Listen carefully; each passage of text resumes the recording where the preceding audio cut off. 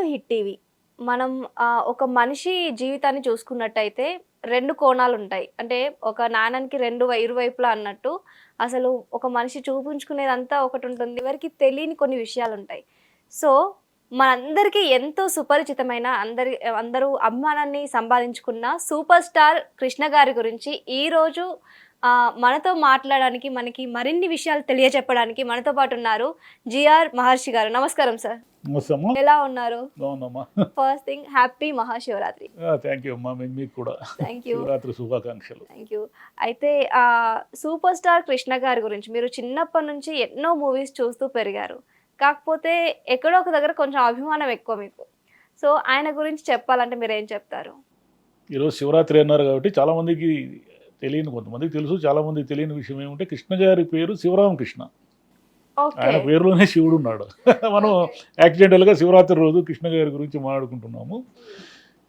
అంటే చాలామంది కృష్ణ గారి గురించి చాలా విషయాలు చెప్పేశారు, కృష్ణ గారి ఇంటర్వ్యూలు ఇవన్నీ చూసేశారు. కానీ కృష్ణ గారితో పరిచయం ఉండడము, సినిమా ఫీల్డ్లో ఉన్నవాళ్ళు రకరకాల కోణాలు చెప్పారు. కానీ నేను ప్రేక్షకుణ్ణి మాత్రమే, అంటే చిన్నప్పటి నుంచి ప్రేక్షకుణ్ణి.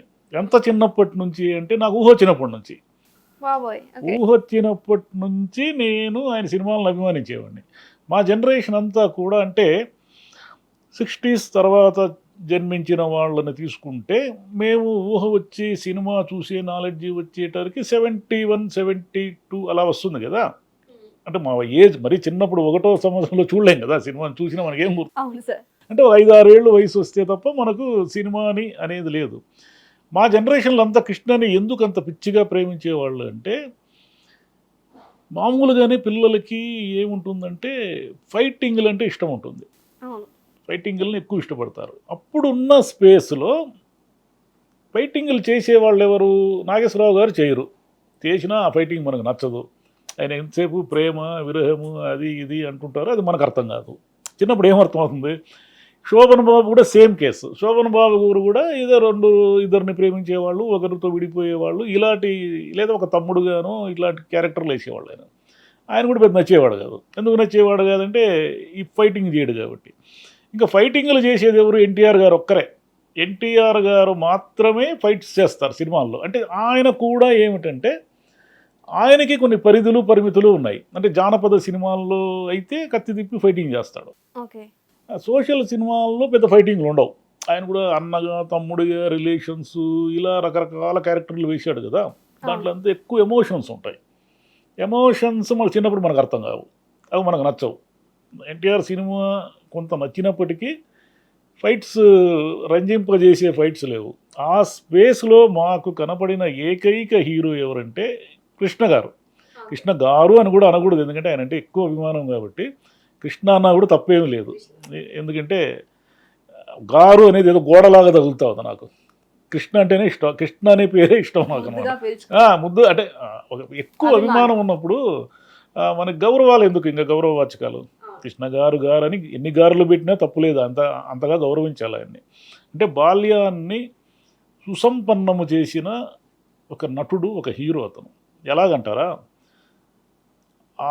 ఆ రోజుల్లో ఈ ఎమోషన్స్, ఆడవాళ్ళు భర్త కాలుతో తంటూ ఉన్న కాళ్ళ మీద పడి పతియే ప్రత్యక్ష దైవం అనే పాడే పాటలు, లేదా ఇద్దరు హీరోయిన్లను ప్రేమించి హీరో విరహ గీతాలు పాడడము, లేదంటే ఇద్దరు అమ్మాయిలు ఒకరినే ప్రేమించి ఒకరు త్యాగం చేసి లాస్ట్లో ఏదో విషయమో క్యాన్సర్ వచ్చి చచ్చిపోవడము, ఈ గోలలో ఉన్నప్పుడు, సినిమా అంతా ఈ గోలలో ఉన్నప్పుడు వీటితో ఏమీ సంబంధం లేకుండా యూనిక్గా గన్ తీసుకుని దండ కాల్చేవాడు ఒకడు వచ్చాడు. అతను కృష్ణ. 66లో ఆయన వచ్చారు. 66 నాటికి మాకు అంత వయసు లేదు, సినిమా చూసి అర్థం చేసుకునే వయసు లేదు. 69 నాటికి గూఢచారి 116 అని ఒక సినిమా వచ్చింది. ఆ సినిమా ఏమిటంటే ఆయన 3వ సినిమా, అది సూపర్ డూపర్ హిట్. ఎందుకు సూపర్ డూపర్ హిట్ అంటే అప్పుడే ఇంగ్లీష్లో జేమ్స్ బాండ్ సినిమాలు స్టార్ట్ అయినాయి. 62లో ఏమో స్టార్ట్ అయినాయి. మనకి రావడానికి ఇప్పట్లాగా మీకేమి ఓటీటీలో వెబ్సైట్లో ఇవి ఉన్న కాలం కాదు కదా. ఒక ఇంగ్లీష్ సినిమా హాలీవుడ్లో హిట్ అయ్యి మన వరకు రావడానికి చాలా కాలం పట్టేది. మామూలు మాలాంటి చిన్న ఊర్లలో ఉండే వాళ్ళకి తెలియడానికి కొన్ని ఏళ్ళు పట్టేది ఒక సినిమా వచ్చిందని. ఈ పరిస్థితుల్లో మెడ్రాస్లో వాళ్ళు ఈ జేమ్స్ బాండ్ని తెలుగులో తెస్తే ఎలా ఉంటుంది అని ఆలోచించారు. ఆలోచించినప్పుడు కృష్ణ యాప్ట్గా కనబడ్డాడు వాళ్ళకి. కనబడేసరికి గూఢచారి 116 అనే సినిమా తీశారు. ఆ గూఢచారి 116 అనేది ఆ జానర్ చాలా కొత్త అప్పటికి తెలుగు ప్రేక్షకులకి. అంటే ఒక సిఐడి ఉంటాడు, ఒక జేమ్స్ బాండ్ ఉంటాడు, అతను ఏదో ఒక మిషన్ మీద పనిచేస్తూ ఉంటాడు, ఎవరినైనా కొట్టేయగలడు, ఎవరినైనా కాల్చి అవతల పారేయగలడు. యూనిక్ స్టోరీ అనమాట. 69 ఇది మీరు గుర్తుపెట్టుకోండి, ఇప్పుడు కాదు. ఈ జనరేషన్కి అవన్నీ అట్లాంటివి కొన్ని వందల వేలు చూసేసి ఏమీ లేదు. 69 ప్రేక్షకుడికి కృష్ణ అలా గన్ పట్టుకొని రావడం అనేది పిచ్చెక్కిచ్చింది. పిచ్చెక్కిచ్చేసరికి కృష్ణకి కూడా తన బలం తెలుసు.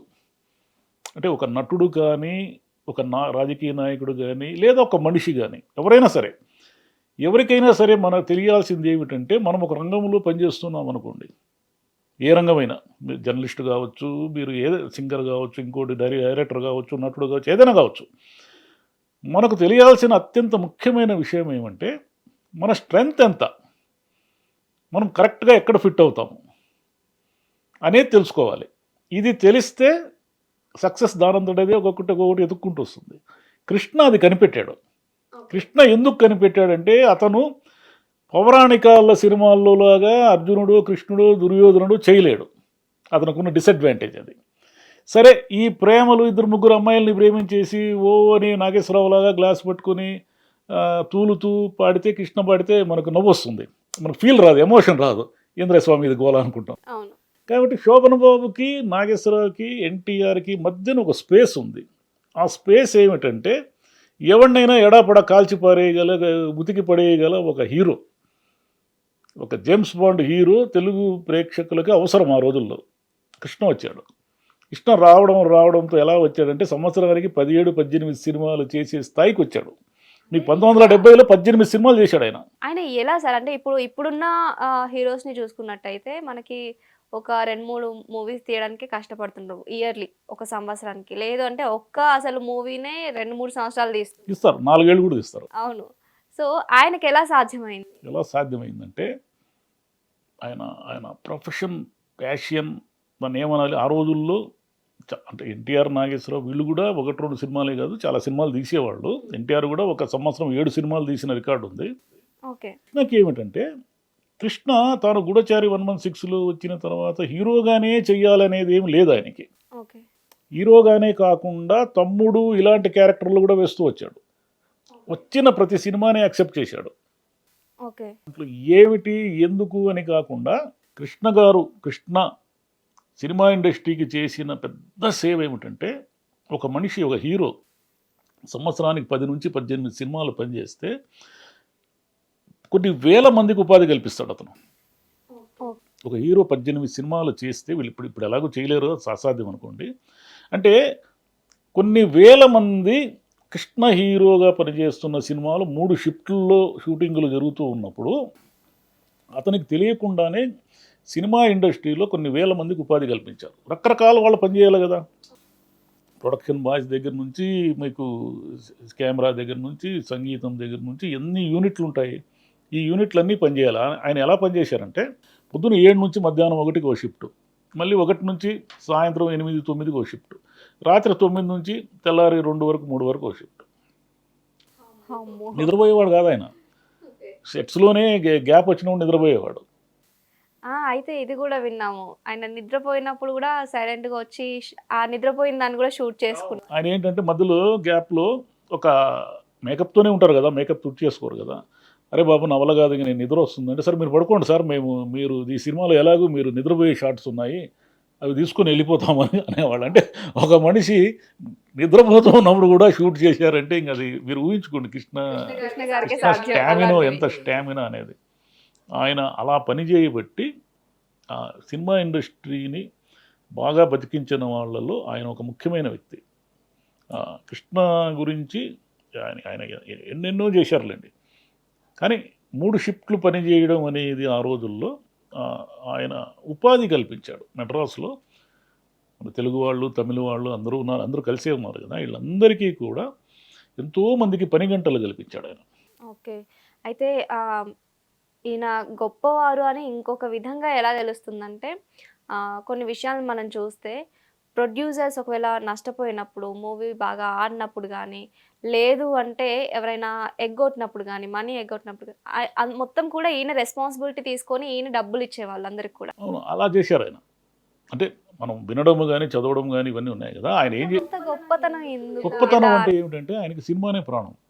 తన వల్ల సినిమా అంటే తన డబ్బులు రెమ్యూనరేషన్ ఆగిపోతే అంటే అతను ఇవ్వలేకపోయాడు కాబట్టి సినిమా ఆగిపోవడం అనేది ఆయనకి ఇష్టం ఉండదు. అందుకని ఏం చేసేవాడంటే ఎదురు డబ్బులు ఇచ్చి సినిమాని రిలీజ్ చేయించేవాడు. ఆ సినిమా ఒకవేళ ఆడిందనుకోండి ఓకే. ఒకవేళ ఆడలేదనుకోండి ఈ రెమ్యూనరేషను పోతుంది, తాను ఇచ్చిన డబ్బులు పోతాయి. అయినా ఆయన లెక్క చేయలేదు. అంటే ఆయన గొప్పతనానికి మీకు ఒక ఉదాహరణ చెప్తా. ఆదుర్తి సుబ్బారావు గారు ఆయనకి తేనె మనసుల్లో అవకాశం ఇచ్చారు. మొదటి సినిమా అది. అంత మునుపు 1-2 సినిమాల్లో ఆయన ఏదో చిన్నగా కనిపించినప్పటికీ 1-2 సినిమాలు ఆయనతో తీయాలనుకున్నప్పటికీ వర్కౌట్ కాలేదు. తేనె మనసులు అనేది ఫస్ట్ మూవీ. తేనె మనసుల్లో ఆయన ఆడిషన్స్కి పిలిపించాడు. అంటే ఆ రోజుల్లో కొత్త 1966 నాటికి ఏమిటంటే కొత్త నటీనటులతో సినిమాలు తీసే లక్షణం లేదనమాట. దాంతో ఆయన ఒక పత్రికా ప్రకటన ఇచ్చి చాలామందిని ఇంటర్వ్యూలకు పిలిపించాడు. ఆ ఇంటర్వ్యూలకు అలా వచ్చి రిజెక్ట్ అయిన వాళ్ళు కృష్ణరాజు గారు కూడా ఉన్నారు. ఇంకా హీరోయిన్లలో రిజెక్ట్ అయిన వాళ్ళలో హేమమాలిని గారు ఉన్నారు, జయలలిత గారు ఉన్నారు. ఆ తర్వాత రోజుల్లో వాళ్ళు దేశాన్ని ఏ రేంజ్లో ఊపేశారో మనకు తెలుసు. కానీ అదే ఒక్కొక్కసారి తెలియదు. దీంట్లో తమాషా ఏమిటంటే ఆ సినిమాలో సెలెక్ట్ అయినటువంటి 2 హీరోయిన్లు తర్వాత ఎవరికి గుర్తులేదు. ఓకే.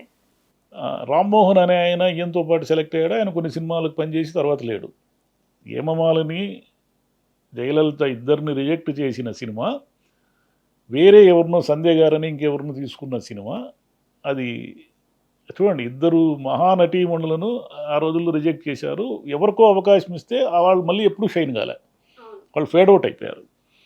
కాబట్టి తేనె మనసులు తీసిన ఆదుర్తి సుబ్బారావు గారు తర్వాత రోజుల్లో కొంత ఇబ్బందులు పడుతున్నాడని తెలిసి ఆయన్ని ఆదుకోవడానికి ఒక సినిమా తీశారు కృష్ణ గారు. అక్కడతో ఆగలేదు. మామూలుగా అయితే ఏదో ఒక చిన్న సాయం చేసి వదిలేస్తారు. ఆయన చనిపోయిన తర్వాత కూడా వాళ్ళ పిల్లలకి చేయూతనిచ్చాడు. వాళ్ళ కోసం 3 సినిమాలు తీశాడు. తీయడం అంటే ఎట్లా? నష్టం వస్తే నాది, లాభం వస్తే మీది. ఇలా ఎవరైనా ఏ వ్యాపారంలో అయినా సరే, జీవితంలో అయినా సరే ఎవరైనా ఇలా అనగలరా? తన ఒక ప్రాజెక్టుకు పెట్టుబడి పెట్టి నష్టం వస్తే నేను తీసుకుంటాను, లాభం వస్తే మీరు తీసుకోండి. అది ఆయన కృష్ణ గారు నటుడుగానే కాదు, వ్యక్తిగా కూడా చాలా గొప్ప వ్యక్తి అతను. ఎందుకంటే కృష్ణ గారు, విజయ నిర్మల గారు వాళ్ళు ఎవరినైనా సరే ఆదరించడం. మీకు కావాలంటే ఉదాహరణ చెప్తాను నేను. శ్రవణ్ కుమార్ అని ఒక మిత్రుడు ఉన్నాడు. అతను ఒక 10-12 ఏళ్ల వయసులో ఈ సినిమా పిచ్చితో ఇక్కడ తెలంగాణలో నల్గొండ ఏదో వాళ్ళ ఊరు, ఇక్కడ నుంచి మెడ్రాస్ పారిపోయాడు. మెడ్రాస్ పారిపోయిన తర్వాత చిన్నపిల్లలు కదా, మెడ్రాస్లో దిగాడు. ఎక్కడో టీ నగర్లో సినిమా వాళ్ళంతా ఉంటారంటే అక్కడికి వెళ్ళాడు. అక్కడికి వెళ్ళిన తర్వాత అతనికి అర్థమైంది మనకి ఏం చేయాలో తెలియక, చిన్నపిల్లాడు కాబట్టి ఎవరో సలహా ఇచ్చారంట. ఒరే, అక్కడ కృష్ణ గారి ఇల్లు ఉంటుంది, నువ్వు వెళ్ళు నాయన, నీకేమన్నా పని ఇస్తారు అని చెప్పాడు. నాకు ఎవరు లేరని చెప్పాడు. ఇతను అబద్ధం చెప్పాడు. చెబితే ఇతను కృష్ణ గారి ఇంటికి వెళితే చిన్న పిల్లాడిని చూసి వాళ్ళు, అయ్యో మనం ఈ పిల్లాడు వదిలేస్తే ఈ నగరంలో అన్యాయం అయిపోతాడని చెప్పి, నువ్వు మా ఇంట్లోనే ఉండు, మా ఇంట్లోనే భోంచేస్తూ ఉండు, నువ్వేం పని ఏం చేయక్కర్లేదు. ఫోన్ మోగినప్పుడు ఫోన్ ఎత్తి ఆ అవతల వ్యక్తి ఎవరు అని ఒక పేపర్ మీద రాసి పెట్టుకో చాలు అన్నారంట. ఆ రోజుల్లో సెల్ ఫోన్లు లేవు కదా. ఈ పని చేస్తూ ఆయన 1 ఏడాది ఉన్నాడు ఆ ఇంట్లో. ఏడాది తర్వాత ఏడాది అప్పుడు ఎన్ని సంవత్సరాలు ఉంటాయి సార్? అతనికి 10-12 ఏళ్ళు ఉంటాయి. ఈ ఏడాది కృష్ణ, విజయ నిర్మల సొంత పిల్లాళ్ళలాగా చూసుకున్నారు, పని పిల్లాళ్ళలాగా చూసుకోలేదు. ఈ ఏడాది తర్వాత ఈ శ్రవణ్ కుమార్ బంధువులు వెతికి ఒకరోజు చెన్నైలో, అదే మద్రాస్ శ్రీనగర్లో కృష్ణ ఇంట్లో ఉన్నాడు మనవాడని కనిపెట్టారు. కనిపెట్టి వచ్చి తీసుకెళ్తే అప్పుడు అర్థమైంది కృష్ణకి, వీడు సినిమా పిచ్చితో పారిపోయి వచ్చాడని. బాగా చదువుకో మర్యాదగా, చదువంతా అయిపోయిన తర్వాత సినిమాల గురించి ఆలోచిద్దాము అని చెప్పాడు. తర్వాత ఆయన ఈ హైదరాబాద్లోనే ఒక పెద్ద ఇన్సూరెన్స్ ఆఫీసులో జనరల్ మేనేజర్గా ఈ మధ్యనే రిటైర్డ్ అయ్యారు. ఆయన తనను చిన్నప్పుడు కృష్ణ విజయ నిర్మల ఆదరించిన దానికి గుర్తుగా తన ఇద్దరు పిల్లలకి కృష్ణ అని పేరు వచ్చేలా పెట్టుకున్నాడు. మీకు ఇంకొక ట్విస్ట్ ఏంటంటే కొసమెరుపు ఏమిటంటే దీంట్లో డీజే టిల్లు అని ఒక సినిమా వచ్చింది ఈ మధ్య. దాని దర్శకుడు విమల్ కృష్ణ. ఆ విమల్ కృష్ణ ఎవరో కాదు, శ్రవణ్ కుమార్ కుమారుడే. వాళ్ళ నాన్నకు సినిమా పిచ్చితో మద్రాసు పోతే అక్కడ వర్కౌట్ కాలేదు, ఇక్కడ వర్కౌట్ అయింది, నెక్స్ట్ జనరేషన్కి వర్కౌట్ అయింది. విమల్ కృష్ణలో ఉన్న కృష్ణ పేరు ఎవరో కాదు, నిజమైన కృష్ణ పేరే అది. అది ఊరికే పెట్టుకున్న పేరు కాదు. అంటే ఒక హ్యూమన్ బీయింగ్గా, నటుడుగా కాకుండా ఒక హ్యూమన్ బీయింగ్గా కృష్ణ కానీ విజయ నిర్మల గారు కానీ మనుషుల పట్ల ఎలా ఉంటారు అనే దానికి దీనికి మించిన ఎగ్జాంపుల్ ఏముంది? అంతే కదా. ఇది నేను ఒక చోట ఆదివారం ఆంధ్రజ్యోతిలో రాస్తే కృష్ణ గారి పిఏ వరకు వెళ్ళి మొత్తం మీద ఒక 30-40 ఏళ్ల తర్వాత రవీంద్ర భారతిలో కృష్ణ విజయ నిర్మల గారిని ఇద్దరినీ కూడా శ్రవణ్ కుమార్ తన కుటుంబంతో వెళ్ళి కలిశాడు. విజయ నిర్మల గారు గుర్తుపట్టారు కానీ అప్పుడు కృష్ణ గారు రికలెక్ట్ చేసుకోలేకపోయారు, పెద్దవాళ్ళు అయిపోయారు కదా. నేను ఇలా మీ ఇంట్లో ఉన్నానంటే అతను గుర్తు తెచ్చుకోలేకపోయాడు. బట్ ఒక మెమొరబుల్ ఫోటో అది. మీకు ఎలా తెలిసింది సార్ అది? శ్రవణ్ కుమార్ మా మిత్రుడికి మిత్రుడు. ఓకే. మేము ఏదో సినిమా కబుర్లు అవి ఇవి చెప్పుకుంటున్నప్పుడు ఆయన ఓపెన్ అయ్యాడు, నేను చిన్నప్పుడు నాకు కృష్ణ ఇంట్లో ఇలా జరిగింది అని. ఓపెన్ అయినప్పుడు నేను నిజంగానే షాక్ అయినా. ఇట్లా కూడా ఉంటుందా అంటే మామూలుగా డబ్బులు, హోదాలు, ఇవన్నీ కార్లు ఇవన్నీ వచ్చేసిన వాళ్ళు ఒక 12 ఏళ్ళ పిల్లవాడు మద్రాసు నగరంలో అన్యాయం అయిపోతాడు అని, అంటే 3 షిఫ్ట్లు పనిచేస్తున్న కృష్ణ కానీ విజయ నిర్మల గారు కానీ, విజయ నిర్మల గారు కూడా దాదాపు బిజీనే ఆ రోజుల్లో. ఇంత బిజీగా ఉన్న నటులు తమ ఇంటి ముందు తచ్చాడుతున్న ఒక పిల్లవాడిని గుర్తుపట్టి ఇతను మనం ఆదరించకపోతే ఇతను అన్యాయం అయిపోతాడు అనుకోవడం ఉందే, దట్ ఈస్ కృష్ణ. అది గొప్పతనం. ప్రొడ్యూసర్లకి వీళ్ళకి సాయం చేయడం కంటే నాకు ఇది శాశ్వతంగా గుర్తుండిపోయింది. అది బిజినెస్. ఒకవేళ ఆయన కృష్ణ గారి బిజినెస్లో భాగంగా చేశాడు అనుకున్నా, ఇక్కడేముంది బిజినెస్? అట్లా ఆయన వల్ల సాయం పొందిన వాళ్ళు ఎందరో ఉన్నారు. పైగా ఇది ఎవరికి మీరు అంటే చాలా మందికి తెలియదు కూడా, తెలిసే అవకాశం లేదు. ఎలా తెలుసు? అవును, తెలీదు. మళ్ళీ అసలు ఇంకొకటి ఇందులో మీరు ట్విస్ట్, అది నిజంగా అండి అసలు అద్భుతం. అసలు డీజే టిల్లు డైరెక్టర్ విమల్ కృష్ణ అనేసి ఆయన శ్రవణ్ గారి అబ్బాయి అనేసి తెలీదు. ఆయన కృష్ణ ఆయన పేరు చివర ఉన్న కృష్ణ మన సినిమా నటుడు కృష్ణే. అది ఊరికే కృష్ణుడు దేవుడని పెట్టుకున్న పేరు కాదు అది. సూపర్. అంటే అఫ్ కోర్స్ శ్రవణ్ గారికి కృష్ణ గారే దేవుడు కావచ్చు కూడా. డెఫినెట్లీ. అంటే ఇప్పుడు దేవుడు మనుష్య రూపేణ అంటారు కదా, మనకి అసలు హెల్ప్ చేసిన వాళ్ళు మనకి దేవుళ్ళు, అంతగా ఆదరించిన వాళ్ళు దేవుళ్ళు అవ్వకపోవడం అసలు అది అందులో అతిశయోక్తి లేదు. అలాగే ఇప్పుడు కృష్ణ గారు అనగానే సార్ ఫస్ట్ మనకి గుర్తొచ్చేది, ఆయన చాలా మూవీస్ తీశారు, 100 మూవీస్ తీశారు. కాకపోతే ఆయన సినిమాలలో అల్లూరి సీతారామరాజు చిరస్థాయిగా నిలిచిపోతుంది. లైక్ ఎలా అంటే ఇప్పుడు అల్లూరి సీతారామరాజుని మనందరం ఎవరు కూడా చూడలేదు డైరెక్ట్గా. కాకపోతే నిజంగా ఆయన ఉంటే ఇలా ఉండేవారేమో అనేసి మనకి కృష్ణ గారిని చూస్తే తెలుస్తుంది. అయితే ఆ మూవీ గురించి, అలాగే ఆ మూవీ రైటర్ మహారథి గారి గురించి కొంచెం వివరిస్తారా? మహారథి గారే ఇదంతా మొత్తం తయారు చేశారు. కృష్ణ గారికి అల్లూరి సీతారామరాజు సినిమాలో యాక్ట్ చేయాలని కోరిక ఎందుకు పుట్టిందంటే, అంతకు మునుపు అసాధ్యుడు అని ఒక సినిమా వచ్చింది. అసాధ్యుడు సినిమాలో అతని కోసం ఎవరో విలన్లు వెతుకుతూ ఉంటే కృష్ణ ఏం చేస్తాడంటే ఒక డ్రామా కంపెనీలోకి వెళ్ళి అల్లూరి సీతారామరాజు నాటకం పాత్రధారిగా వాళ్ళని తప్పించుకోవడానికి అల్లూరి సీతారామరాజుగా కొంతసేపు కనిపిస్తాడు. కొంతసేపు కనిపిస్తున్న కృష్ణ నిజంగా అల్లూరి సీతారామరాజు లాగానే ఉంటాడు ఆ సినిమాలో. ఇది ఆయనకి ఇన్స్పిరేషన్. ఈ ఇన్స్పిరేషన్తో మహారథి గారితో కథ తయారు చేయించాడు. మహారథి గారు అద్భుతమైన డైలాగులు రాశారు, అద్భుతంగా దాన్ని మలిచారు. ఆ కథని మలిచిన తర్వాత అల్లూరి అంతకు మునుపు ఆయనకి ఒక రిస్క్ ఎక్స్పీరియన్స్ ఉంది. అల్లూరి సీతారామరాజుకు ముందు 1971లో ఆయన మోసగాళ్లకు మోసగాడు అని ఒక సినిమా తీశాడు. అది వచ్చి good bad and ugly and Mackenna's gold mixture. అది ఆ రోజుల్లో అప్పటికి కృష్ణ ఎన్నాళ్ళైంది మార్కెట్లోకి వచ్చి? 66లో వచ్చాడంటే 71, 5 సంవత్సరాలు అయింది. ఈ 5 సంవత్సరాల కెరీర్లో అంత మునుపు అగ్ని పరీక్ష అని ఒక సినిమా తీశాడు ఆయన, పద్మాలయ సొంత బ్యానర్లు. పద్మ మీన్స్ ఆయన కూతురు పేరు అనుకుంటా, పద్మావతి గారు. రెండో ప్రాజెక్టు వచ్చేసరికి మోసగాళ్ళకు మోసగాడు తీసుకున్నాడు. మోసగాళ్ళకు మోసగాడు ఎలా చేశాడంటే మొత్తం టీంని జైపూరు, సిమ్లా, అక్కడ కాశ్మీరు, ఎక్కడెక్కడో తీశాడు ఆయన. దాంట్లో లొకేషన్స్ అప్పటి వరకు ఎవ్వరూ తెలుగు సినిమాల్లో చూడని లొకేషన్స్ అవి. ఈ రిస్క్లో ఏమనుకున్నారంటే ఈ దెబ్బతో కృష్ణ సినిమా ఇండస్ట్రీ నుంచి వెళ్ళిపోతాడు అప్పుల పాలయ్యి, ఈ దెబ్బతో కృష్ణ తన బ్యానర్ మూసేస్తారు, ఈ దెబ్బతో కృష్ణ అనే అతను అవుట్ అనుకున్నారంతా. ఆయన అవుట్ కాలే. మోసగాళ్ళకు మోసగాడు హ్యూజ్ సక్సెస్. అది ఓకే, హ్యూజ్ సక్సెస్ అయ్యి అప్పటి వరకు తెలుగులో కౌబాయ్ సినిమా ఎవరికి తెలియదు.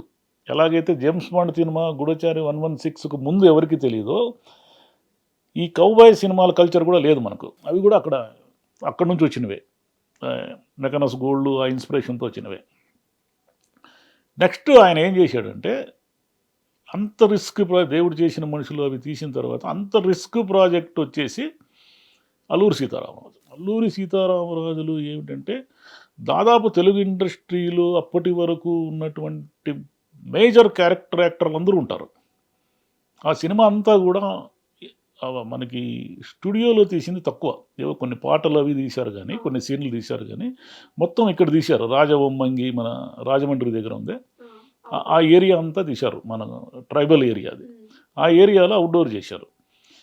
ఆ సినిమా ఈయన ఏదైనా కూడా ఒక రిస్క్లోకి వెళ్ళే టైప్ కదా. అప్పటి వరకు సినిమా స్కోప్ లేదు మనకు. ఓకే, సినిమా స్కోప్ అనేది ఈరోజు మనకి గుర్తు కూడా ఉండదు. ఆ రోజుల్లో ఏమిటంటే 35 mm 70 mm 70 mm అసలు మనకు థియేటర్లే లేవు కాబట్టి 70 mm తీసేవాళ్ళే లేరు. 35 mm అంత మునుపు ఒక్కనారి 100 తుపాకులని ఒక సినిమా వచ్చింది. ఆ సినిమాలో ఏం చేశారంటే పార్ట్లీ స్కోప్ అంటే ఏంటంటే ఆ సినిమాలో ఒక 10 నిమిషాలు మాత్రం సినిమా స్కోప్ ఉంటుంది. తొలి cinema scope, complete cinema scope cinema వచ్చేసి అల్లూరి సీతారామరాజు. అల్లూరి సీతారామరాజుని ఆయన చాలా రిస్క్తో సినిమా తీశాడు. ఎందుకంటే అంత రిస్క్ అంటే ఆ సినిమా తీసినాటికి ఆయన వి రామచంద్రరావు గారు దాని డైరెక్టర్ చనిపోయారు. చనిపోతే కేఎస్ఆర్ దాస్ అనే ఆయన దాన్ని టేకప్ చేశారు. టేకప్ చేసి కృష్ణనే సొంతంగా చాలా సీన్స్ ఒక రకంగా ఆయన డైరెక్ట్ చేశారు. ఓకే, చేసిన తర్వాత సినిమా పబ్లిసిటీ అనేది ఏ రేంజ్లో ఉండిందంటే ఆ రోజుల్లో పబ్లిసిటీ మీన్స్ ఒక థియేటర్ బయట ఒక కటౌట్ పెట్టేవాళ్ళు, ఆ హీరోదో హీరోయిన్ కలిసి ఉండేదో ఏదో ఒక కటౌట్ పెట్టేవాళ్ళు. అల్లూరి సీతారామరాజుకి ఆ పబ్లిసిటీ ఏ రేంజ్లో ఉందంటే థియేటర్ బయట కటౌట్ అనేది అది వేరే విషయం, అది ఎలాగో ఉంటుంది. ఊర్లో కటౌట్లు పెట్టారు. అంటే మా చిన్నప్పుడు మేము అనంతపురం టౌన్కి వెళ్తే అనంతపురం బస్ స్టాండ్లో ఒక రూదర్ఫర్డ్ అని జగ్గయ్య కటౌట్ ఉంటుంది. అంటే క్యారెక్టర్ యాక్టర్లకి కటౌట్లు పెట్టడం అంత మునుపు లేదు, హీరోలకు పెట్టేవాళ్ళు. ఓకే, ఊర్లో అక్కడక్కడ చిన్న కటౌట్లు అనమాట. ఒక చోట గుమ్మడి కటౌట్ ఉంటుంది, గుమ్మడి ఏదో గొడ్డలి పట్టుకొని ఉంటుంది, ప్రభాకర్ రెడ్డి కటౌట్ ఉంటుంది, ఇలా అనమాట. అది చాలా ఆశ్చర్యపోయారు అందరూ. ఇంకా అన్నిటికంటే అతి ముఖ్యమైన సమస్య ఏమిటంటే జిల్లా హెడ్ క్వార్టర్స్ అంటే పెద్ద ఊర్లలో తప్ప సినిమా స్కోపు ఉన్న స్క్రీన్లు లేవు. అది ఒక సమస్య. సినిమా స్కోప్ ఉండాలంటే స్క్రీన్ వెడల్పు ఉండాలి. అప్పుడు ఏముంది మనకని డొక్కు థియేటర్లు, టెంట్లు ఇవే కదా. దీంతో ఏం చేశారంటే అల్లూరి సీతారామరాజు సినిమా వేయడానికి మా ఊర్లో థియేటర్ గోడ పగలు కొట్టారు. ఇక పగలు కొట్టకపోతే ఏం చేయాలి, ఆ స్క్రీన్ ఎలా వెడల్పు చేస్తారు? అది అందరూ ఊరంతా చెప్పుకోవడమే, అదొక పెద్ద పబ్లిసిటీ. అజీజియా అనే థియేటర్ గోడ పగలు కొట్టారంట అల్లూరి సీతారామరాజు కోసము అని. పిల్లలు అంటే అప్పుడులో కొంచెం మేము చిన్న పిల్లలు, డబ్బున్న వాళ్ళంతా మా ఊరు నుంచి బళ్ళారి అనే ఒక ఊరికి వెళ్ళి చూసొచ్చిన ప్రతివాడు సీతారామరాజు గురించి మాట్లాడమే. మాకేమో కడుపులో అసూయ, ఎందుకంటే మేము బళ్ళారికి వెళ్ళి చూడలేము కదా. ఒకటి దూరము, డబ్బులు ఉండవు, అంటే అక్కడ నుంచి టికెట్ పెట్టి ఎవరో ఒకరు తీసుకెళ్ళాలి కదా.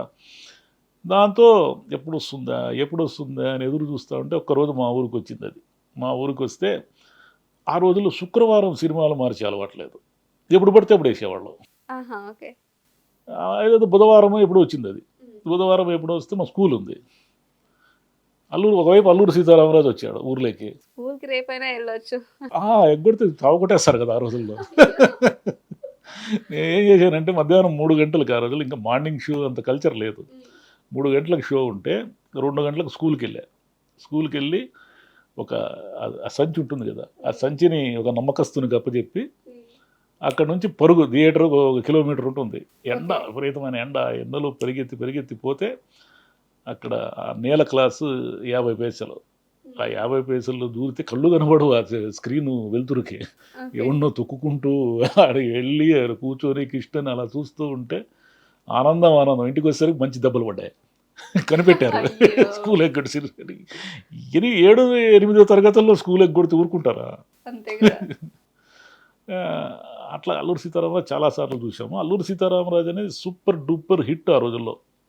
సీతారామరాజు అంటే ఈ మధ్య ఏదో ఉత్సవాలు జరిగాయి సీతారామరాజు, నిజానికి కృష్ణ బతుకున్నారు అప్పుడు. అది పెద్ద చారిత్రాత్మక తప్పిదం అది, ప్రభుత్వానిది కానీ సొసైటీది కానీ. ఎందుకంటే ఆ సమావేశంలో కృష్ణని గౌరవించకుండా అల్లూరి సీతారామరాజుని ఎలా సంస్మరణ సభ చెప్తారు మీరు? అల్లూరి సీతారామరాజు అనేది మా చిన్నతనంలో పాఠ్య పుస్తకాల్లో ఒక రేఖా చిత్రం ఉండేది, గడ్డం పెట్టుకుని ఆయన. అది తప్ప మాకేం తెలియదు. ఈరోజు ఆ తర్వాత రోజుల్లో సీతారామరాజు ఎలా ఉంటాడంటే మన కృష్ణే కదా గుర్తుకొస్తాడు. కృష్ణ లేకుండా సీత, ఇప్పుడు దుర్యోధనుడు, కృష్ణుడు, రాముడు అంటే ఎన్టీఆర్ గారు ఎలా గుర్తుకొస్తారో అల్లూరి సీతారామరాజు పేరు చెప్తే కృష్ణే గుర్తుకొస్తాడు. మరి మీరు సీతారామరాజు గారిని గుర్తు తెచ్చుకునే ఒక సమావేశాలు, సభలు జరుపుతూ కృష్ణని ఆ సభకు రాకుండా ఆయన సరే నాకు తెలియదు, కారణాలు ఏమో నాకు తెలియదు, కానీ ఆయన ఇన్వైట్ చేసినా రాలేదో లేక నిజంగానే రాలేదో, అనారోగ్యం నాకు తెలియదు, కానీ ఏమైనా కృష్ణ లేకపోవడం మాత్రం ఆ ఉత్సవాల్లో అతిపెద్ద లోటు అది. అసలు కృష్ణ గారి గురించి మీరు చెప్తుంటే ఇంకా వినాలనిపిస్తుంది. బికాస్ మాకు అంటే కృష్ణ గారు అంటే ఒక మంచి యాక్టర్ అని కానీ, ఒక గొప్ప యాక్టర్, అలాగే మనకి గొప్ప యాక్టర్ని మనసున్న మనిషి, మనకి మహేష్ గారిని కూడా అందించారని చెప్పొచ్చు మన తెలుగు ఇండస్ట్రీకి. ఆయనకి అంటే ఆయన మీరు చెప్తున్న కొన్ని అంశాలన్నీ కూడా మనకి మహేష్ గారిలో కనిపిస్తూ ఉంటాయి. ఆయన సేవాభావం కానీ, అందరికీ హెల్ప్ చేయడం కానీ, ఇవన్నీ కూడా కనిపిస్తూ ఉంటాయి. అయితే కృష్ణ గారు తీసిన ఈ మూవీస్లో ఒక 10 మూవీస్ మీ ఫేవరెట్, బాగా నచ్చినవి, గొప్పవి అనేవి ఏంటి చెప్తారు? అంటే నిజానికి కృష్ణ గారు 10 మూవీస్ అని కాదు, కానీ ఆయన చాలా సినిమాలు, రాంగ్ సినిమాలు కూడా చేశారు. ఆయనకి సెట్ కాని జానర్ ఉంటుంది ఒకటి, ఆయనకి సెట్ కాని జానర్ సినిమాలు కూడా చేశాడు. ఎందుకంటే ఎందుకు ఈయనకి ఎంత విపరీతమైన ఓవర్ కాన్ఫిడెన్స్? దేవదాస్ ఎవరైనా తీస్తారా? నాగేశ్వరరావు తీసేసిన క్లాసిక్ ఎగ్జాంపుల్ అటు పెట్టేసిన తర్వాత అనవసరమైన రిస్క్తో ఈయన దేవదాస్ తీశాడు. కృష్ణ మీద ఎంత అభిమానం ఉన్నా దేవదాస్ చూసిన తర్వాత నాకు 2 రోజులు జ్వరం వచ్చింది, అంత ఘోరమైన సినిమా అది. దేవదాస్ అనేది, నాగేశ్వరరావు దేవదాసు, ఈ దేవదాసు 2 హైదరాబాద్లో పోటాపోటీగా రిలీజ్ కావడంతో ఏమైందంటే పాత దేవదాసును మళ్ళీ చూశారు జనం, కృష్ణ దేవదాసును చూడలే. అట్లనే ఇంద్రధనస్సు అని ఒక సినిమా చూశాడు. ఇంద్రధనస్సులో అద్భుతమైన పాటలు ఉంటాయి, కానీ కృష్ణ భగ్న ప్రేమికుడుగా పాడుతూ ఉండడం అనేది ఎవడికి నచ్చలే. కృష్ణ అది కాదు కదా. కృష్ణ ఏమిటంటే సరదాగా ఉండాలి, ఏదో జోకులు వేస్తూ ఉండాలి, నలుగురు ఫైటింగ్లు చేస్తూ ఉండాలి, ఇలా ఉండాలి. కృష్ణ మోసగాళ్ళకు మోసగాడు అనేది నా చిన్నప్పుడు బాల్యాన్ని అంటే ఒక ఫ్యాంటసీ ప్రపంచంలోకి తీసుకుపోయిన సినిమా అది గొప్ప సినిమా. ఈ రోజు కూడా చూస్తుంటాను నేను మోసగాళ్ళకు మోసం, అల్లూరి సీతారామరాజు. అలా కొన్ని చెప్పచ్చు ఆయనవి. ఆయన ఎప్పుడు ఎమోషనల్ నటుడు కాదు. కృష్ణ ఏడిస్తే మనకు చిరాకు వస్తుంది. కృష్ణ ఏదో చెల్లెమ్మ అని ఇట్లా చెయ్యి ఇట్లా పెట్టుకుని ఏడ్చాడు అనుకోండి, చచ్చామరా బాబు. కృష్ణ ఒక టైమ్ అండ్ స్పేస్లో వచ్చి తన అవకాశాలని అద్భుతంగా వాడుకున్న నటుడు అతను. ఒక టైమ్ అండ్ స్పేస్ అంటే ఏమిటంటే, ఇంత మునుపు నేను చెప్పినట్టు శోభన్ బాబు, నాగేశ్వరరావు, ఎన్టీఆర్ ముగ్గురు కూడా వివిధ జానర్లు ఎంచుకొని అటు వెళుతూ ఉన్నప్పుడు ఈ స్పేస్ ఖాళీ ఉండింది ఆయనకి. ఒక ఫైటింగ్, జేమ్స్ బాండ్, ఒక క్రైమ్ సినిమాలు, ఈ స్పేస్ అంతా ఖాళీగా ఉన్నప్పుడు కృష్ణ సంవత్సరానికి 10-20 సినిమాలు తీసి అవతల పడేశాడు. అలాగే ఒక టైమ్ అండ్ స్పేస్ ఉంటుంది. టైమ్ అండ్ స్పేస్లో చిరంజీవి గారు అప్పటికి పెద్దవాళ్ళు, అంటే నాగేశ్వరరావు, ఎన్టీఆర్ ముసలివాళ్ళు అయిపోవడము, కృష్ణ, శోభన్ బాబు పాతబడిపోవడము, కృష్ణంరాజు కూడా ఆకట్టుకోలేకపోవడము, మనకు ఒకవైపు విపరీతంగా చైనా సినిమాలు అవన్నీ వచ్చేసి ఈ ఎంటర్ ది డ్రాగన్లో రియల్ ఫైట్స్ ఎలా ఉంటాయో మనకు తెలిసిపోవడము, అంటే ప్రేక్షకుడికి ఈ టైమ్ అండ్ స్పేస్లో కరెక్ట్గా వచ్చిన వ్యక్తి చిరంజీవి. చిరంజీవి ఫైట్ చేస్తే డూపే ఉండడు, ఇతను కదా అద్భుతమైన నటుడు, ఫైటింగ్లు అనేది విపరీతంగా ఆ జనరేషన్ని విపరీతంగా పట్టుకునేసి ఆయన ఎక్కడికో తీసుకెళ్ళింది. మళ్ళీ అంత టైమ్ అండ్ స్పేస్ని కరెక్ట్గా పట్టుకున్నోడు విజయ్ దేవరకొండ. విజయ్ దేవరకొండకి అప్పుడు ఆల్రెడీ వీళ్ళు పెద్ద హీరోలు ఉన్నారు, ఒక చిన్న హీరోల స్పేస్లో విజయ్ దేవరకొండ నార్మల్గా వచ్చాడు. నార్మల్గా వచ్చినప్పుడు ఇతను ఎవరో కామెడీ చేస్తాడు, ఫైట్లు చేస్తాడు, కొంచెం అగ్రెసివ్ యంగ్ మ్యాన్గా చేస్తాడు, మీకు అర్జున్ రెడ్డి. అదే అతను కరెక్ట్గా యూజ్ చేసుకునేసరికి అతనికి #1 క్యారెక్టర్ వచ్చింది, అంటే ఒక పెద్ద నటుడుగా ఎదిగాడు. అట్లా ప్రతి వాళ్ళకి ఒక టైమ్ అండ్ స్పేస్ ఉంటుంది. ఆ టైమ్ అండ్ స్పేస్ మిస్ అయిన వాళ్ళు ఎంత ట్రై చేసినా ఆడే ఉంటారు, వాళ్ళు ఇంకంతకంటే పోలేరు. సో ఆ టైమ్ అండ్ స్పేస్ ని బాగా యూజ్ చేసుకున్న కృష్ణ గారు 100 సినిమాలు చేసి పడేశాడు. కృష్ణ అంటే సంవత్సరానికి మనకు మా ఊర్లో రఘువీర థియేటర్ ఉండింది, ఆ థియేటర్లో ఎప్పుడు కృష్ణ సినిమాలే. మనకు ఒక కృష్ణ సినిమా వచ్చి ఆడిపోయి ఒక నెలన్నర లోపల ఇంకోటి వస్తుంది, దీనికి దానికి ఏమి సంబంధం ఉండదు. దీంట్లో ఏదో కృష్ణ ఏదో ఒక ఫైటింగ్లు చేసేవాడుగా ఉంటాడు, దాంట్లో వచ్చేసరికి ఏదో అన్నదమ్ములుగా ఏదో వచ్చేస్తాడు, ఇంకో దాంట్లో ఏదో జయప్రద్తోనే ఆయన దాదాపు 27 సినిమాలు ఏమో చేశాడు. విజయ నిర్మల గారు జయప్రద గారితో 20-30 సినిమాలు పై చేశారు ఆయన. సో మీకు నచ్చని మూవీస్ చెప్పమంటే ఏం చెప్తారు? ఈ దేవదాసు నచ్చని మూవీస్ చాలా ఉన్నాయి, అయినా కూడా కృష్ణని నచ్చని సినిమాలు కుప్పతెప్పలు తీసిన కృష్ణని ప్రేక్షకులు, ఆ కాలం ప్రేక్షకులు విపరీతంగా ప్రేమించారు. ఎంతగా ప్రేమించారు అంటే మీకు 2 ఉదాహరణలు చెప్తా. జ్యోతి చిత్ర అనే ఒక cinema magazine every year super star అనే ఒక కూపన్ నిర్వహించేది. దాంట్లో కూపన్ వచ్చేది, ఆ ఏడాది సూపర్ స్టార్ ఎవరు అనేదాన్ని మనం ఫిల్ చేసి పంపించాలి. ప్రతి ఏడాది సూపర్ స్టార్ కృష్ణనే వచ్చాడు. ఓకే, ఆయనకు అప్పటి నుంచే సూపర్ స్టార్ అనే పేరు వచ్చింది. ఇది కాకుండా ఊటీలో ఆయన పుట్టినరోజు జరుపుకునేవాడు. ఎందుకు ఊటీలో అంటారా, మే 31 ఆయన పుట్టినరోజు. ప్రతి పుట్టినరోజుకి ఆయన సమ్మర్లో ఊటీలో షూటింగ్ ఉండేలా చూసుకునేవాడు. ఇక్కడి నుంచి మన ఉమ్మడి, అప్పుడు విడిపోలేదు కదా స్టేటు, ఉమ్మడి ఆంధ్రప్రదేశ్ నుంచి కొన్ని 100 మంది బస్సులు వేసుకొని పోయేవాళ్ళు ఊటీకి. ఓకే, ఎందుకంటే ఆ ఊటీ అంత ప్యాక్ అయిపోయేది కృష్ణను చూడడానికి వచ్చిన, అంటే కృష్ణ బర్త్డే పార్టీని చూడడానికి వచ్చిన అభిమానులతో ఊటీ అంతా ప్యాక్ అయిపోయి ఎక్కడ చూసినా ఆంధ్ర వెహికల్సే ఉండేటివి. అదేవిధంగా మీకు సింహాసనం షూటింగ్ అప్పుడు కూడా విపరీతంగా జనం వచ్చారు ఆయన కోసం. కృష్ణ కోసమే హైదరాబాద్ నుంచి ఒక పత్రిక వచ్చేది, అఫ్కోర్స్ అది ఎక్కువ రోజులు రాలేదనుకోండి, దాని పేరు ఏదో గుర్తులేదు నాకు. కృష్ణ వార్తలే ఉండేటివి దాంట్లో, ఇంకా ఎవరి వార్తలు ఉండేటివి కాదు. ఆ తర్వాత చిరంజీవి గారి పేరుతో చిరంజీవి అనే ఒక పత్రిక వచ్చింది, దాంట్లో చిరంజీవి గారి వార్తలే ఉండేటివి. అంత మునిపే కృష్ణ గారి పేరుతో పత్రిక వచ్చింది. కాబట్టి ఆయన రికార్డులు సింహాసనం అనేది 70mm తీశాడు. అంత మునుపు 70mm సినిమా ఆడుంది మనకు. అవును, ఆ మ్యూజిక్ గురించి అది ఏదో చిన్న వివాదం అమ్మా, ఆయన ఏదో బాలసుబ్రహ్మణ్యం గారితో ఏదో చిన్న వివాదం వచ్చి అది తర్వాత బాలు గారు చెప్పారు, కృష్ణ గారు ఏం దాన్ని పెద్దపట్టి, అంటే దాన్ని సీరియస్గా మళ్ళీ అవును రాజ్ సీతారాంతో నేను పాడించాను అన్నట్టుగా ఆయన ఎక్కడా బయటపడలేదు, ఊరికి నార్మల్గా ఉండిపోయాడు. రాజ్ సీతారాం అనే గాయకుడితో కృష్ణ కొన్ని సినిమాలు పాడించాడు, సింహాసనంలో కూడా ఆయనే పాడతాడు. కానీ కృష్ణ టూన్కి బాలసుబ్రహ్మణ్యం గారు పాడినంత యాక్యురేట్గా ఎవరు పాడలేరు. ఫస్ట్లో ఘంటసాల పాటలు కూడా ఉన్నాయి కృష్ణకి, అవి కొంచెం మనకి ఇబ్బందిగా ఉంటాయి. అంటే ఘంటసాలది లౌడ్ వాయిస్ కదా, అదేమంటే బేస్ వాయిస్ అంటారు. ఆ కృష్ణ గారికి కొంచెం సాఫ్ట్గా ఉంటుంది, అవి సెట్ కాదు. కానీ బాలసుబ్రహ్మణ్యం గారు వచ్చిన తర్వాత కృష్ణనే పాడుతున్నాడేమో అనేంత కరెక్ట్గా ఉంటుంది. యాప్ చేసుకున్నాడు, అంటే పట్టుదల కదా ఈయనకి. ఎక్కడో బాలసుబ్రహ్మణ్యం గారు ఎవరితోనో అన్నారట, నేను పాడకపోతే సినిమా రిలీజ్ ఎలా అవుతుందని. దాంతో నీదేంటి నువ్వు పాడేది ఏంటి, నేను వేరే గాయకుడినే తెస్తాను చూడు అని రాజ్ సీతారాం అని ఆయన వచ్చాడు. తర్వాత వాళ్ళ మధ్య ఏదో వివాదం సమసిపోయింది, మళ్ళీ బాలు గారే పాడారు. చిన్న చిన్న ఇగోలు, కృష్ణ గారు మామూలుగా ఇగోకు పోయే మనిషి కాదు, కానీ ఎందుకో ఎక్కడో ఒకసారి తెలియదు కదా మనకు, తేడాలు వస్తాయి. అసలు కృష్ణ గారి గురించి తెలియని ఎన్నో విషయాలు మాకు తెలియజేశారు సార్. అంటే లైక్ మూవీస్ గురించి మనకి చాలా తెలుసు అని మనం అనుకుంటాము, మేము అనుకుంటాం, ఎస్పెషల్లీ చాలామంది కూడా అనుకుంటారు. కాకపోతే ఒక పర్సన్కి ఇంకొక సైడ్ ఉంటుంది, మనకు తెలియని, అతని మంచితనమైన చెడ్డతనమైనా సరే మనకు తెలియని సైడ్ ఉంటుంది. అలాంటి వాళ్ళ గురించి ఇంకా ఇంకా మాట్లాడుకుందాం. ఇంకా ఎందరో వ్యక్తుల గురించి మీకు తెలుసు. ఇంకా మనం ముందు చేద్దాము. ఈరోజు మీ వాల్యుబుల్ టైం మాకు స్పెండ్ చేశారు. Thank you so much sir. Thank you అమ్మా, చాలా సంతోషం.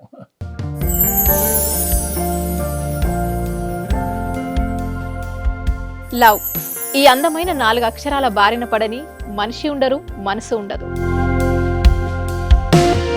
ఈ లవ్ కొంతమంది జీవితానికి సరిపడా మధురమైన అనుభూతులను అందిస్తే, మరికొంతమందికి జీవితాంతం వెంటాడే చేదు జ్ఞాపకాలను మిగిల్చుతోంది. లైలా మజ్ను, పార్వతీ దేవదాస్, ఈ 2 కథల్లో మజ్ను లైలా ప్రేమ కోసం ఎంత పరితపించాడో విన్నాం. దేవదాస్ పార్వతి ప్రేమ కోసం ఎంత పిచ్చోడయ్యాడో చూసాం.